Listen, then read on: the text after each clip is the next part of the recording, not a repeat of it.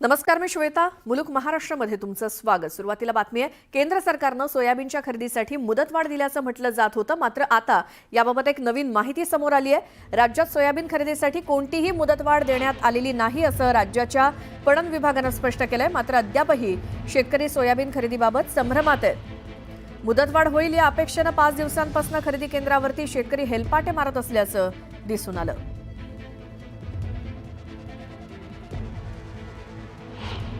आहे, मेसेज आहे, सगळं आहे. त्या दिवसापासून आज तारीख वाढेल, उद्या वाढेल, इथले माणसं सांगायला लागलेत. मालासोबत इथंच रोज मुक्कामी, रोज इथं आलो. आता शासन आता तारीख वाढवल, ह्यानी इथले माणसं सांगायला लागले 2 दिवस थांबा, कुठं तर बैठक आहे मंत्र्याची होईल, कुठं केंद्र शासनानं निर्णय दिला आहे पण राज्य शासनाचा राहिला आहे, हे असंच सांगायला लागले तिथलं. म्हणून 4 दिवसांनी अपेक्षा आहेच अपेक्षा. शेतकऱ्याची अपेक्षा राहणारच आहे की हो. 5 दिवस झालं इथं आम्ही येऊन थांबलेलो आहोत. मला आज उद्या मुदत वाढ मिळेल, आज उद्या मुदत वाढ मिळेल म्हणून शासनाकडे हेल्पाट घातलं. 2-3 महिने झालं ऑनलाईन केलं, ते सगळं झालं आमचं प्रोसिजर. आणि आता मुदत संपली म्हणून सांगते ती, मुदत ही नाही म्हणून सांगायला लागली ती. आता अपेक्षा आहे का सुरू? आता सुरू होण्याची अपेक्षा आहे म्हणून तर येऊन बसलाव ना इथं. हेल्पाट घालताव ना रोज हेल्पाट घालताव. शेतकऱ्याची अपेक्षा काय, 4 रुपये वाढ मिळतील म्हणून. तर एकीकडे मुदतवाढ दिली आहे सोयाबीन खरेदीला, मात्र तसे लेखी आदेश केंद्राकडनं अजूनही आलेले नाहीत. त्यामुळे अजूनही शेतकरी संभ्रमात तर आहेतच आणि प्रतीक्षेत सुद्धा आहेत. सोयाबीन खरेदी आपली केली जाईल यासाठी गेल्या कित्येक दिवसांपासून आपले ट्रॅक्टर घेऊन, ट्रक घेऊन रांगा लावून बसलेले हे शेतकरी अजूनही प्रतीक्षेत आहेत आणि संभ्रमात आहेत.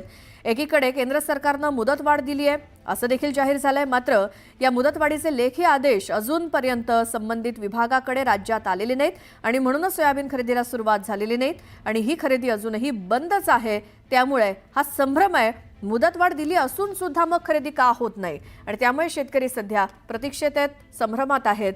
ही मुदतवाढ दिल्याची लेखी आदेश हे येणार तरी कधी, सोयाबीन खरेदी पुन्हा कधी सुरू करणार आणि जे काही शेतकरी ज्यांची खरेदी अजून बाकी आहे असे बरेचसे शेतकरी आहेत ते मात्र आता प्रतीक्षेत आहेत. आपला सोयाबीन नेमका कधी खरेदी केला जाणार, नेमकी ही मुदतवाढ आहे की नाही असाच प्रश्न आता सर्वांना पडलाय. केंद्राकडनं तर मुदतवाढ जाहीर झाली आहे, मात्र त्याचे लेखी आदेश अजूनपर्यंत संबंधित विभागाकडे आलेले नाहीत. केंद्र सरकारनं सोयाबीन खरेदीला मुदतवाढ दिलेली आहे, पण लेखी आदेश न आल्यामुळे अद्याप खरेदी होत नाहीये आणि म्हणूनच आता डोक्याला हात लावून बसलेले हे शेतकरी आपलं सोयाबीन घेऊन खरेदी कधी केला जाणार याच्या प्रतीक्षेत आहेत. शेतकऱ्यांचे सध्या हेलपाटे सुरू आहेत, खेटे घातले जात आहेत खरेदी केंद्रावरती. खरेदी सुरू झाली आहे की नाही हे तपासण्यासाठी. मात्र केंद्र सरकारनं सोयाबीन खरेदीला मुदतवाढ दिली असं एकीकडे सांगितलेलं जात असताना लेखी आदेश आलेले नाहीयेत.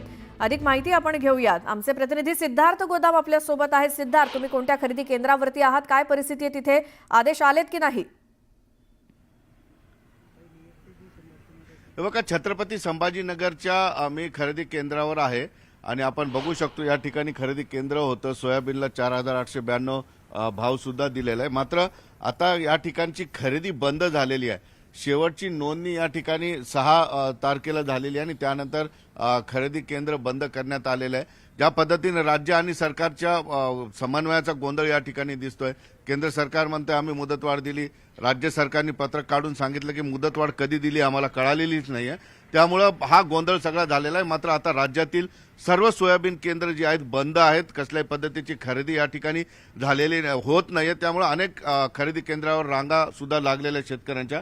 अधिकारी आहेत पठाडे साहेब, कधी बंद झालं, काय आदेश होते? आपले 6 तारखेला शेवटची मुदत होती सर.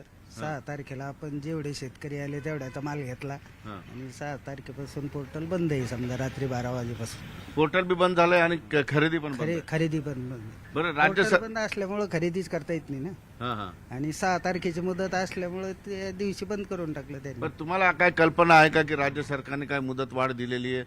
केंद्र सरकारने मुदतवाढ दिलेली पण राज्य सरकारला ती मिळालेली नाही, पत्रच आलं नाही, त्याच्यामुळे 6 तारखेला बंद. आता हे 6 तारखेची 31 डिसेंबर मुदत होती पहिली आपली, 31 जानेवारी पर्यंत. नंतर 6 तारखेपर्यंत मुदत वाढ मिळाली. त्याचं परिपत्रक सुद्धा आपल्याकडे आलेलं होतं.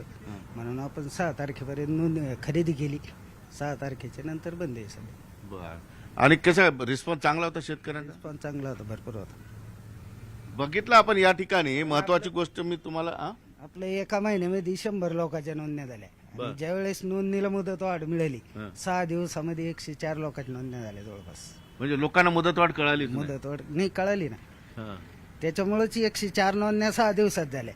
आणि 3 महिन्यापासून सेंटर चालू होतं, नोंदणी चालू होती आपली, तर फक्त 100 नोंदण्या होत्या. तुम्हाला वाटतं की ही मुदतवाढ पुन्हा भेटेल?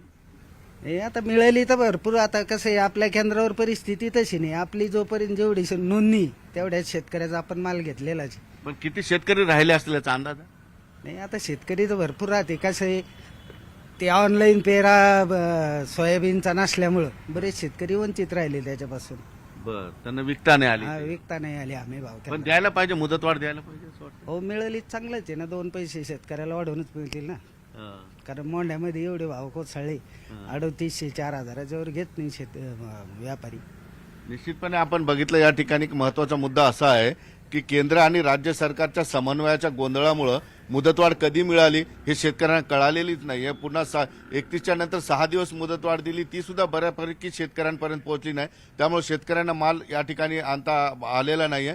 या सगळ्या गोंधळामध्ये शेतकरी हा खेडेगावात राहतो, त्याला मुदतवाढ भेटली की नाही भेटली, त्याला हमीभाव काय भेटला यासाठी तो अपडेट नसतो. आणि या कन्फ्युजनचाच फायदा जो आहे राज्य सरकारला होतो आणि शेतकरी मजबुरीमध्ये त्याला पैसा हवा असतो, त्याला पैशाची निकड असते.